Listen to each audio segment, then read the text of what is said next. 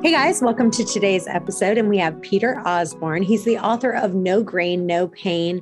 And today our topic is how to 10x your fasting with a gluten-free diet. So welcome, Dr. Peter. Thanks so much for having me. Well, tell people a little bit of your background and kind of what got you so passionate about gluten and what made you write the book. And then we'll get right into some listener questions. Sure. I actually was in the VA hospital. I was studying rheumatology, and VA hospital are veterans, people after my own heart. I'm a veteran myself, and what I saw was really a tragedy there. That the people were being treated with very heavy drugs like methotrexate, steroids, and their outcomes were poor. They weren't getting better. There was really no hope. And a lot of times their joints were destroyed anyway, and they went on to have surgeries that they didn't heal from. So it was really not a good situation. And so I started asking different questions. What causes autoimmune disease? Why do these individuals struggle with pain when other people are just fine? And in the research, the thing that came up the most was celiac disease, which is celiac disease is an autoimmune disease of the small intestines. And so I thought, okay, well, if celiac disease is caused by gluten, shouldn't we then be looking at other forms of autoimmune disease, rheumatoid arthritis, lupus, psoriatic arthritis, Hashimoto's, hypothyroid, and say, okay, does gluten cause those too? Or could gluten contribute to those? And what I found in the medical literature was astounding. There were thousands of research studies that either linked gluten to the worsening of these diseases or linked gluten to, in a sense, causation, or that showed that going on gluten-free diets could actually improve these situations. And so when I brought this research to my attending physicians, it was no go. They didn't want to hear it. And they just told me to quit rocking the boat, basically. And so, I got very frustrated there very quickly. And when I left the hospital, one of my very first patients in private practice was a little girl named Ginger. She was 9. She had a terminal diagnosis. They had given her 6 months to live. Imagine that, your daughter. Imagine being the mother of a child, and the doctor looks at you and says, your child has 6 months to live. There's nothing more we can do. And this is after they had been treating this little girl with methotrexate for 7 years. She had juvenile rheumatoid arthritis. And they sent her home to die, basically. And so her mom, found me in my private practice. And this little girl was gluten sensitive. And within 6 months, she was asymptomatic. And within a year, she was completely in remission. And it was just through diet change that happened. And so I knew at that point, we had to get this information out to more and more people. So I founded Gluten Free Society, which is my foundation. And I went on to write a book and do a PBS special about this very topic. And today, what we know after 20 years of research and 20 years of clinical is gluten is arguably the number one cause of all forms of autoimmune disease. And if people would know that, they could change their diet and they could empower themselves to feel so much better.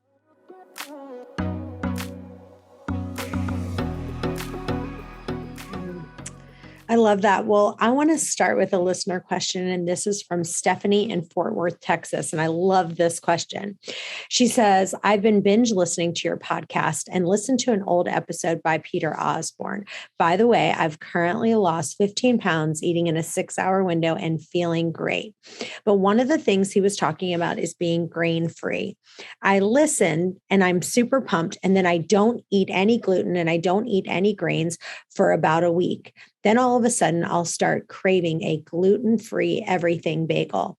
I'm really good about gluten. I can stop eating gluten, and I only binge on gluten about once every 6 months. I'll find something that I love and we'll eat that. But with grains, I stop eating grains for about a week, and then I literally just snap. How important is the grain-free portion? I just honestly don't think it's possible for me. I can go about 1 week without eating grains, and then I snap like a rubber band. Like, what are practical tips that can really get the grains out? What about quinoa? I love it. And I actually feel great when I eat that. Everything else, I don't feel great, but don't feel terrible. I'm on board with him on the gluten-free, but do you think it's really possible to be grain-free? Don't you think that's a great question? Great question. And I think the answer is, yeah, it's absolutely Stephanie in possible. Fort Worth, Texas. Yeah. So let's back up for just a minute and dissect that question, because I think to give it to give it justice, we have to put a little bit of preliminary undertone there. So what happens to a lot of people when they're trying to make the transition from a traditional gluten-free diet to a grain-free diet is there's a withdrawal scenario that can occur. And one of the reasons why, there are certain proteins found in grains that act like morphine. And so what they do is they can create an addiction. And so when you try to go cold turkey, just like if you were quitting a drug, you can actually have severe side effects or withdrawal or severe craving. So that's one possibility. And it takes about a month to get through that, clinically speaking. The other possibility could be an underlying yeast overgrowth. One of the things that yeast thrive on is grain. They thrive on carbohydrates in general, like heavy carbohydrates, like even potatoes, white potatoes, tapioca, cassava, those types of things. So anything that breaks down into sugar really quickly, yeast thrive on. And grain is probably the worst of the bunch. But sometimes when a person has an underlying yeast overgrowth in their GI tract, when they start cutting back grains, what they're also doing simultaneously is they're dramatically reducing their carbohydrate intake. And so those yeast will actually start producing chemicals and send those chemicals to your brain to make you snap, to make you crave those things and eat those things. Because when you're starving those yeast out, they're intelligent life forms. They want you to eat so that you can feed them. And so they can actually hijack your brain and cause you to snap and buckle in your diet. So that also takes anywhere from 3 to 4 weeks to get through. For a lot of people, it can cause, irritability, mood swings. It can cause severe cravings. So that might be kind of an undertone to what's happening with that particular listener. So I would encourage trying to get through a solid month, and some things that you can do if it is a yeast issue. There's a really simple supplement you can take called caprylic acid. Caprylic acid is sometimes very helpful at eradicating or suppressing the populations of yeast in somebody's GI tract. So if you have a yeast overgrowth, caprylic acid is very safe to take. There's really no major side effects to using it, but and it might actually help deal with that yeast issue if it's there. Mm-hmm. Other things that can be done in terms of going grain-free. Quinoa was studied a number of years ago and was found that several of the proteins in quinoa mimic gluten. So even though you may feel good eating quinoa, it may be perfectly fine for you, but I see a lot of people really react to quinoa very poorly. I like that.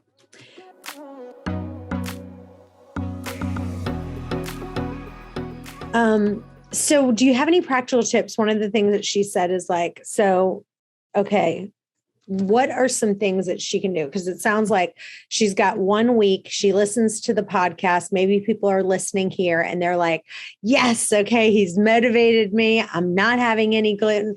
I'm not having any grains. And then a week goes by and then she's at her snapping point like a rubber band. So what are some things that she can do to really go, like, are there things that she could substitute, things like maybe that you take that you go, this is a treat for me, but at least I'm not having the grains and I still eat this and feel like, I can still eat this and feel like $1 million. Cassava and tapioca are probably two of the best grain-free substitute carbohydrates in terms of mouthfeel and treat satisfaction. That's it. So like, for example, there are a couple of companies that make bagels from tapioca. Mm-hmm. And so if you're having a really strong craving, that would be something that could do the trick for you. There's another company here actually in Texas called Siete, and they make chips. They make tortilla chips that are out of cassava flour. Some people use cassava, like we have several recipes on our site for cassava flatbread that can solve that craving as well. So cassava and tapioca are really good substitutes if you are having that kind of really strong urge to buckle. Now, they're not super great foods to eat. So I don't recommend just replacing everything that's grain with cassava. And the reason why is this: cassava and tapioca are very low in nutritional value and very high in calories. Right. And so when you take something in that's low nutrition value and high in calories, what you're doing is you're driving up and spiking your blood sugar. And if you do that all the time, it could lead to some health issues down the road. But for that time where you're just buckling and you're just really needing something, those two work really well. Do you guys want to drastically improve the quality of your sleep? Would you like to be bulletproof to stress? Then guess what? There is a Black Friday special happening right now, and this could be exactly what you need. If you're struggling with insomnia or muscle cramps like in your legs or constipated, then let me tell you what you need. 4 out of 5 Americans are now magnesium deficient. Like, it's crazy. And that's a really big problem because magnesium is involved in more than 600 biochemical reactions in your body. And here's what most people don't know. Just taking any old magnesium supplement is not going to solve your problem because the cheapest kinds, it's where your body can't absorb it. So absolutely not. Here's what you need to do. I exclusively recommend Magnesium Breakthrough, okay? It's the only one that has 7 unique forms of magnesium that your body can actually absorb. 7 critical forms of magnesium. That means that's exactly what you need for your brain, for your sleep, for your pain, inflammation, and less stress. So here's the great news. Black Friday, this is the most incredible offer they're offering. From November 21st to the 29th, not only do you get Magnesium Breakthrough, but all of Bioptimizer's best-in-class products with an additional 25% off. So go to bioptimizers.com/wasteaway. I'll put it in the show notes. Enter the code wasteaway to get 25% off any order. So it's a huge deal. And if you've arrived here late, don't worry, there's always a 10% off for listeners. So if you're listening and you're like, you listen to this episode later, don't worry. I always give a 10% off for my listeners. Bioptimizers.com/wasteaway with the code wasteaway. All right. This next one is from Selena DeVille in Tallahassee, Florida. It says, fix my back, doc. Can you get a doctor on the show to talk about back issues and shoulder issues? I've been trying to eat a paleo diet and not trying to eat any grains or a lot of carbs, even though I've been craving a lot of cravings towards carbs. And even worse, I'm feeling a lot of musculoskeletal pains. My doctor says, how can I correct your spine out of a problem that is essentially driven and perpetuated by inflammatory changes in your body? I kind of say, how does my sandwich really relate to my back pain? Is this really an issue? And it's really hard for me to give up, but if I can really understand the science behind it, maybe I can be convinced to take it out of my diet. Yeah, great question. So there's a concept called grainflammation. This is when you eat grain and it causes inflammation, and it's a systemic inflammation. And how that works is there are a number of different things found in grain. Gluten certainly is one of those proteins, but there are other proteins in grains. For example, there's a family of proteins called amylase trypsin inhibitors. There's other substances in grains like mycotoxins and molds and heavy metals that are known to trigger inflammatory responses. So if you've got chronic pain issues, whether it's back pain or shoulder pain or whatever, if you're eating a food that drives inflammation through a chemical process, what that does over the long haul is it keeps you in chronic pain. You may have injured your back physically, like a ski accident or a car accident, right? But if your diet is inflammatory, that injury will never heal. And the reason why is when we're inflamed, our body produces a hormone called cortisol. Now, cortisol is a steroid, and it's a catabolic steroid, meaning it breaks your body down. So if you ever, ladies and guys too, if you've ever been on chronic pain and you had a doctor give you oral steroids or had a doctor inject you with a steroid, those are called corticosteroids.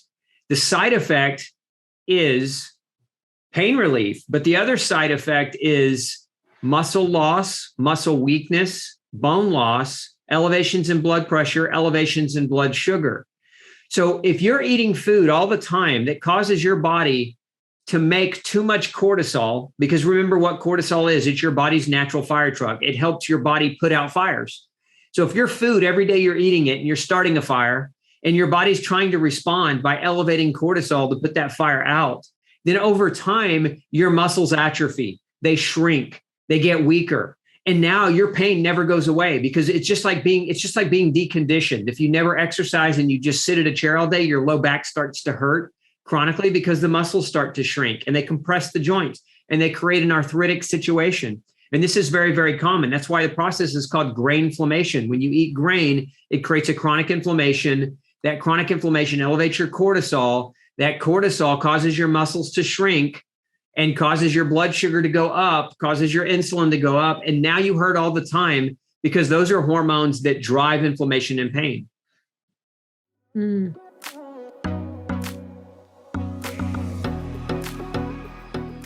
So let's really dive into that, because I think, one of the questions really kind of put into place is that what she was really saying is, how do I eat a grain-free diet without feeling deprived? Like, that's really kind of the gist of it. So let's talk about some of the foods that you eat that really kind of can help you not feel deprived and can kind of heal that gut. And I want you to expand a little bit more about talking about that candida in the gut, because I think you hit, home on that I think those massive, massive cravings when you're getting them is caused by that candida being in the gut, and what you can do to kind of help that. So first, let's talk about the deprivation issue, right? The being deprived. I want to just throw out some mindset and psychology for that too. When you are chronically hurting, when you are in pain, you are depriving yourself of a full life. When you change your diet, you're not depriving yourself of food. You're allowing yourself to live your best life. And I think that's where a lot of people think, okay, you're already, to start from the mindset that you're already deprived. If you're in chronic pain, you're already depriving yourself through what you're eating. Change your diet, change your life. You don't have to be deprived because you change your diet. It's a mindset. Part of it is. Now, that being said, there are a lot of foods that can be consumed that are grain-free that can taste delicious. Part of that is the learning curve of actually committing to going on the diet. Some people try to commit to the diet for a week or 2 weeks or a month, and they never really get through the learning curve process. And so the learning curve process is, what can I eat? What tastes good? What hits that satisfaction button for me? There's literally, there are hundreds and hundreds of different food options that are not grain, that if you would explore and spend time with recipes, spend time trying new things, you would find that you're not actually being deprived at all. And that you were depriving yourself of so many foods that you actually weren't eating because you just didn't know they existed or never really cared to try them. Mm.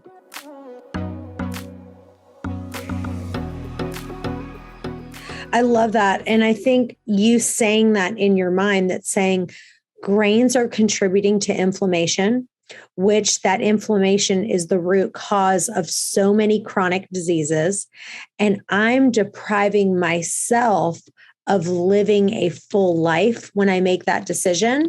And I can still have a full life with different things, like you said, like those Sieta chips or the Sieta wraps. So name some more things that are kind of grain-free snacks or treats that you use that kind of helps you not to feel deprived, but still feeling great. Yeah. So flavor is relative, right? Taste is relative, but I personally like, I use, when I travel, especially, and I know I don't want to eat out at a restaurant, or I know I want to kind of avoid a place that might have cross-contamination. I use a lot of paleo-like granola sources. So things like pumpkin seeds and dried fruit. There's actually a couple of companies. One's called Paleonola, and the other's called Steve's Paleo. Shameless, they don't pay me to promote. They're just products that I use and products that I enjoy. That give me some satisfaction, right? That give me some satisfaction and make me feel like, yeah, I can feel a little bit normal. What some people do with those products is they pour a little almond milk on them and they have cereal, right? So like, some people are like, where's my cereal fix? I want to have my cereal fix. So like, those are things that can be done relatively easy that can help stave off some of that feeling of missing certain food elements that you're no longer eating. Yeah, and there's some flax crackers. They're like called flackers that are just made with like flax meal that are really good, that are grain free. There's some kale chips that I like, or some freeze dried fruit crisps that I really like that are just made with fruit. So when I want something sweet and kind of like a crunch, and if you're looking for bread, we have a bread called Warrior bread. And it's fabulous. It tastes like bread. I mean, it's chewy like bread. It's, if you really miss bread, you should check it out. Warrior bread. It's a mixture of different flours that when you pull them all together, the texture and the taste is very much like regular bread. So a lot of those gluten-free breads are very crunchy, and they rip the roof of the mouth up because they don't have gluten in them, right? Gluten is that soft, chewy aspect of bread that makes it palatable. But we've designed Warrior bread specifically for people that want to have that bread feel, that still miss it. Okay.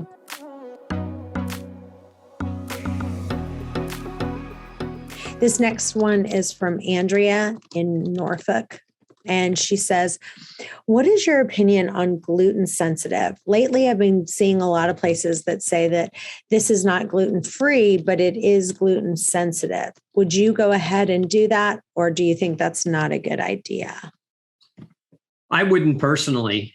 And I think it's up to the individual. I think a lot of the restaurants that cater to, they say that a product isn't going to be guaranteed gluten-free, because the definition is that if a product is going to be labeled gluten-free, it has to be tested at less than 20 parts per million of gluten. Like that's the rule that the FDA has set forward to call something gluten-free.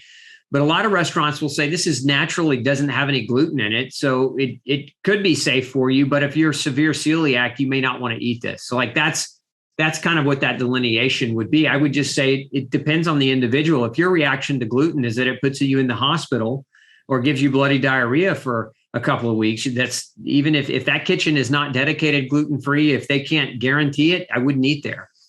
Mm-hmm. If you're just trying to avoid grain as a general rule of thumb and you're relatively healthy, then you can take that risk. But again, it just depends on how severely it might affect you. Mm.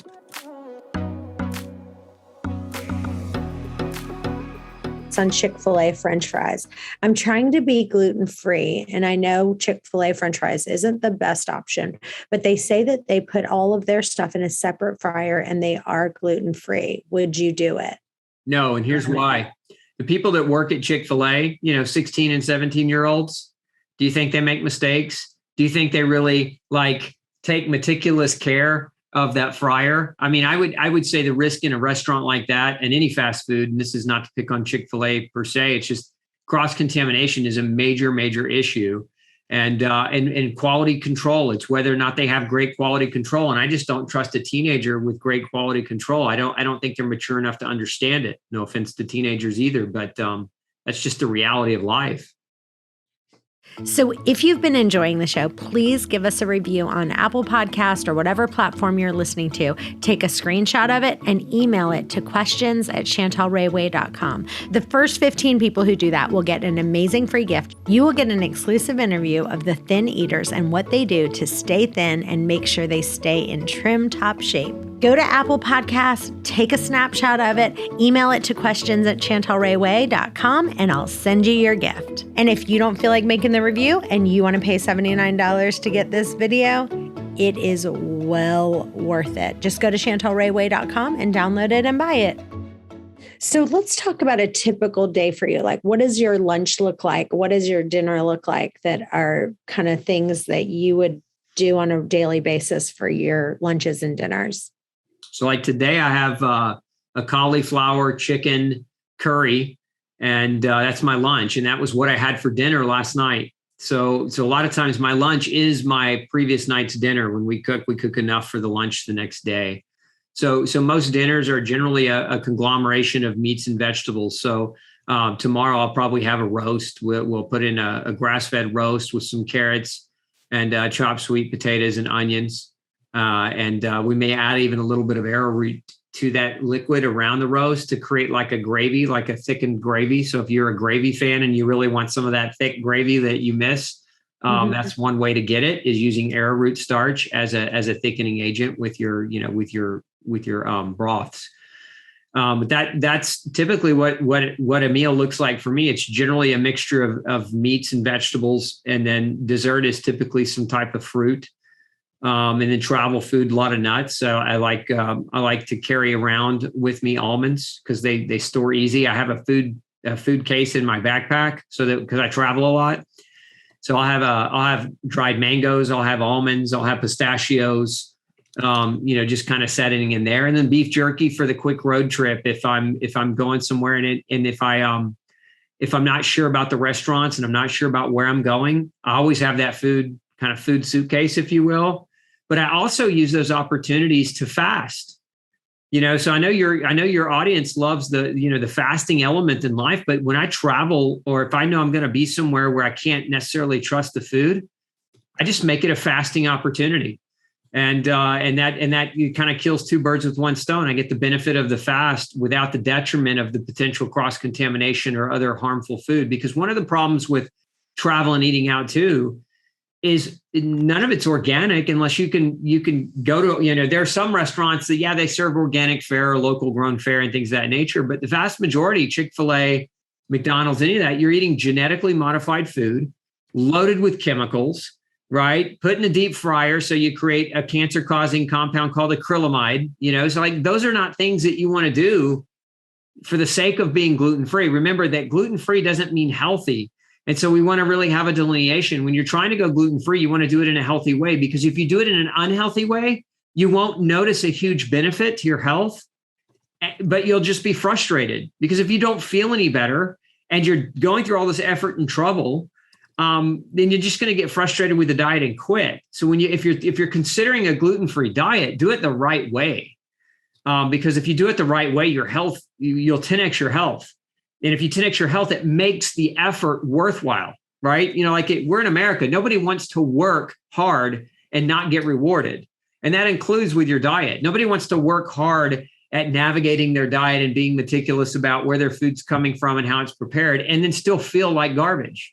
You know what I mean? So it's about committing to doing it right so that you can objectively observe an outcome that's an improvement in your health so that you can justify the continuance of that diet. Wow, that goes right into my next question. And this is from Sally in Sarasota, Florida.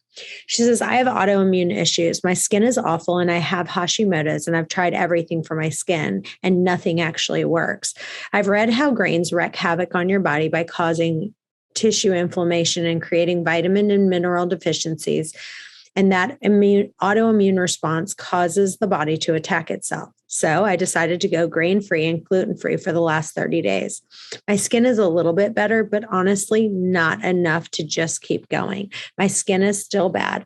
I eat in a 6-hour window and I feel like I've improved a little bit, but I'm still not 100%. And it's gotten to the point where I'm like kind of saying to myself, screw it. Maybe I should just go back to eating the way I was before because yes, it has helped me a little, but not enough to make it worth it. I'm frustrated. Sally in Sarasota, Florida. Okay. So Sally, here's the advice I would have for you.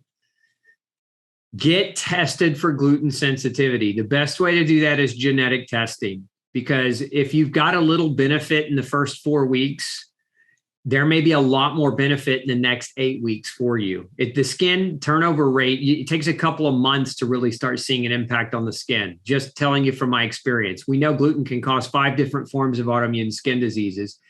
And so that you could just be pulling back too soon. I want to encourage you to keep going. But if you need the strength you need to have some kind of conviction to keep going forward, get genetically tested for gluten sensitivity, so that you can confirm that you're doing the right thing in your own mind. Because knowing that you're doing the right thing will give you a lot of strength. You'll just pull deep and it'll give you a lot of strength. Number 2, though, on that is the skin doesn't heal in 4 weeks, right? The skin doesn't even fully turn over in 4 weeks. You have to think about how fast the skin cell lives and dies. Your skin is brand new every 6 to 8 weeks. So you haven't even gone through one entire generation of skin cell turnover. I wouldn't expect your skin to recover after a 4-week gluten-free diet. The fact that you've got a little improvement is a promising thing.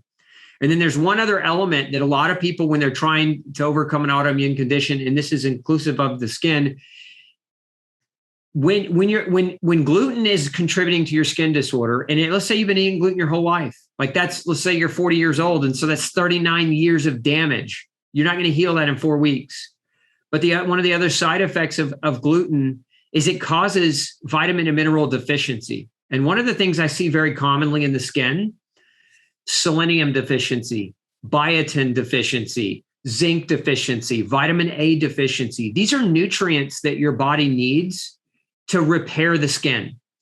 And if you've been eating gluten your whole life and you've caused your body to be malnourished, you may have some benefit going gluten-free that plateaus, but because you have these nutritional deficiencies, your body doesn't have the raw basic ingredients it needs to repair the damage. Think of it like this. If you're in your car and you roll over a nail and you pop your tire, imagine that I'm giving you an analogy here. The nail is gluten, the tire is your body. Okay. So you roll over the nail and you pop your tire. If you take the nail out of the tire, you've removed the gluten from your diet, right? You take the nail out of the tire, your tire still popped. So what do we have to do to get that tire to reinflate? We've got to jack up the car. We need a lug nut. We need a wrench.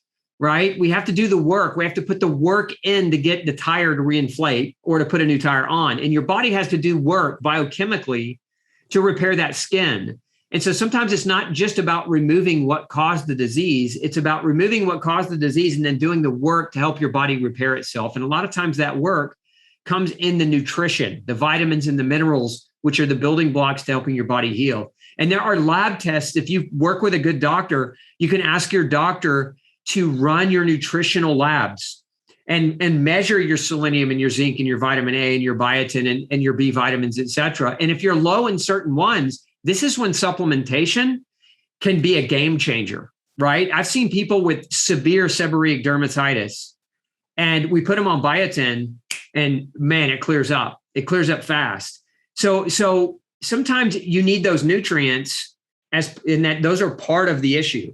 Remember that it doesn't matter what kind of autoimmune disease you have. Autoimmune diseases can be caused by gluten and grains, but they can also be caused by other things. They're multifactorial diseases. And so there's 4 triggers for autoimmune disease, if you want to think about this. Gluten is a trigger, but so are other foods. So food allergy is a trigger. Chemical exposure is a trigger. Nutritional deficiencies are a trigger. And microbe imbalance. So bad bacteria, fungal overgrowth, yeast overgrowth, those kinds of things those 4 categories are triggers. So like if somebody comes to me in my practice, the very first thing I do if they have an autoimmune problem is I measure those triggers for them and help teach them what they need to start doing. And so that's why I would encourage you, if you're not working with a good functional doc, that might be a game changer for you in your life as well, as opposed to just the diet change by itself. Mm.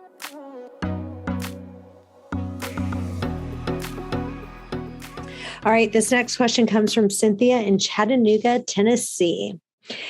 What about alcohol? I know I've heard your podcast before and you say that you don't like to drink your calories, but you like to eat them. Well, I'm the opposite. I like to drink my calories and I like to eat them, but I like to drink them and eat them.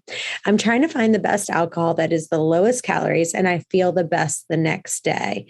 Do you know anything that you've heard other people say that's the best? Because I know you're not a big drinker. She's talking about me. I've said it in the past. I always say I drink about 4 times a year and, usually my husband's birthday or something like that. I don't love to, I like to eat my calories instead of drinking them.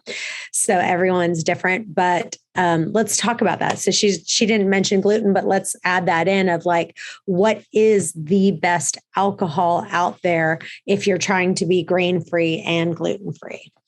Yeah. So most alcohols are grain alcohols, right? So like take, for example, a lot of your vodkas are wheat or corn, your bourbons, your whiskeys, wheat and corn. So if you're looking for a grain-free alcohol, tequila is made from agave cactus or nectar. You also have certain rum, which is made from sugar cane. And there are vodkas that are made from potato, or some vodkas are made from grape. If you like cognac, if you're a cigar cognac connoisseur, get a grape cognac because they taste really good and they're grain-free. Beer is out, malted beverages are out, wine coolers are out. Some wines are out because of the way they're produced. They can be contaminated with wheat. But wines are also very high in sugar. So I would say if you're trying to enjoy a drink, understand that, first of all, alcohol is detrimental to the body. So depending on how often you do it, you can overdo it. It's very easy to overdo. Second of all, most alcohols have grain in them. So I would be cautious of the ones that do, because you want to try to avoid those. Third, remember that most alcohols too are not organic. And so they're loaded with glyphosate. Glyphosate, the chemical Roundup, right? And this is a big one because Roundup causes leaky gut. It damages your microbiome. It causes your bacteria, your healthy bacteria in your GI tract to become diminished. And it's linked to cancer. And there was a major lawsuit, just one, by a gardener whose cancer was caused by Roundup exposure. So you got to be careful with your alcohols. I recommend if you're going to drink, look for organic varieties of grain-free spirits. And today it's really easy to find those. There are a number of different brands that are organic spirits, but I would also say keep it to a minimum. Try, even if you enjoy a good drink, I would say alcohol moderation is the best way to approach it. And what does the moderation mean when it comes to alcohol? Well, from my perspective as a doctor, once a month is moderation. If you're doing it once a week, or if you're having a glass every night, that's not moderation. Some people think, oh, it's just one a night. No, that's alcohol every day. That's not moderation. That's a lot of alcohol. Alcohol is one of the biggest causes of B vitamin deficiency. It's one of the biggest causes of hormone disruption to women. It can create symptoms of early menopause, hot flashes, trouble sleeping, trouble healing and repairing. And alcohol can also cause damage to your liver. And it's a very, very common cause. Remember, liver disease, 46% of the US population has fatty liver. So, and alcohol is the biggest contributor to that. Alcohol and side effects of medicines. So I would just say moderation. And if you really like to drink your calories, pick those organic grain-free spirits to do it. And don't add all the sweet sugar to it, because that's just like a double wreck for you. Hey guys, I really want you to join our intermittent fasting and OMAD Facebook group. We're doing tons of giveaways right now for posting your before and after pictures, and just for posting a question in there. We're giving away free protein shakes, some digest aid, all kinds of fun stuff. So please join our intermittent fasting and OMAD Facebook group. The link is in the show notes. And what is your opinion on dairy? I'd love to hear your opinion on dairy. So dairy's okay, provided a few caveats. Most of the commercial dairy in the US is produced from what are known as Holstein cows. Holstein cows are a breed of cow that have a type of dairy called A1 casein. A1 casein. A1 casein is a type of protein found in this dairy that can mimic gluten. So for many people that are gluten sensitive, if they're using like regular grocery store dairy, it causes the same kind of reaction that gluten can cause. Now, there is a type of dairy called A2 dairy. And there's a company now, I think they're out of Australia, that they actually make A2 milk. So I'd say if you're going to use dairy, look for A2 versions of dairy. Now, just so you know, naturally, goat and sheep dairy are A2. So those are safer options as far as dairy is concerned. Now, some people are still allergic to dairy regardless. It's actually one of the top allergens in the world. So you also have to keep that in mind. But if we're talking about gluten, it's the processed dairy in today's world that oftentimes it mimics gluten bad enough that if you are gluten sensitive, it creates a problem. So look for the A2. Yeah, I feel good when I eat goat cheese, but I don't feel great when I eat cow's milk, unfortunately. See, I'm on a farm and I have A2 cows. Yeah. So we milk our A2 cows and we can use that dairy, I'm coming to your house. Yeah. I love it. I love it.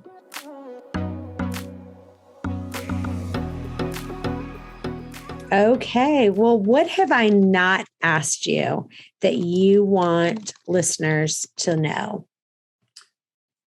That's a great question. There's a lot, but let's just keep it simple. I think if I wanted your listeners to know what they could do to improve their health, I would say, think about these 7 things, these seven 7 things. Number 1, what you eat matters, and it matters so much. Don't ever let a doctor tell you nutrition's not important. Real food, number 1 rule for good health.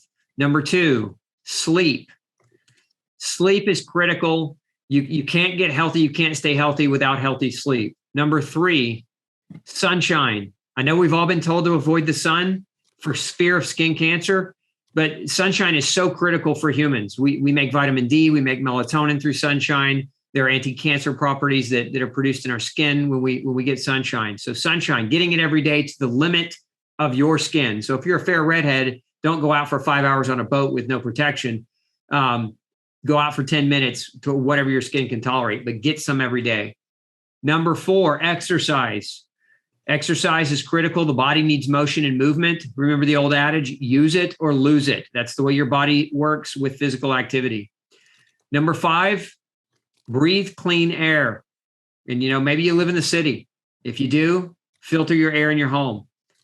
Number 6, drink clean water. Again, what do we have in our water? If you get your city water, it's got, chlorine and bromine and fluoride in it. If you're drinking out of plastic, you're getting phthalates and chemicals that mimic estrogen, and that's no good. So get a good solid, I like RO, reverse osmosis water filter on your sink at home. You'll save a ton of money on water bottles, but you'll get the best, cleanest type of water if you live in the city. And then number 7 is manage your stress, mitigate and manage your stress well. So if you apply those 7, what I call the 7 non-negotiable choices that we have every day, if you apply them consistently, or if you ever feel your health is deteriorating, think about one of those 7 things and ask yourself, what am I missing? What am I not doing in those 7 things that if I were doing, I could improve or level up my health? I would just encourage you all to consider those 7 things as kind of a daily ritual that you embark on, because those are all choices. And most diseases today and most health issues today are truly, they're consequences of poor choices over time. They're not consequences of bad genes. They're not consequences of anything other than you having consistent good behaviors, healthy behaviors. So think of those things and think of them often. And anytime you don't feel well, think about how you can improve them.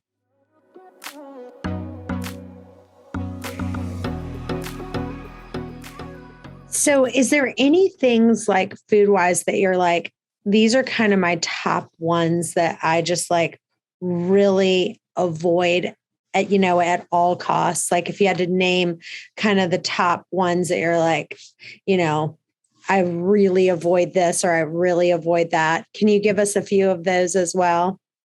Well, I avoid all grain. Definitely. I avoid all dairy if it's not A2. I avoid sugar unless it's a very rare occasion. Sometimes I'll have some or break down and have some. I'm human too. And then outside of that, I don't eat it if it's not organic.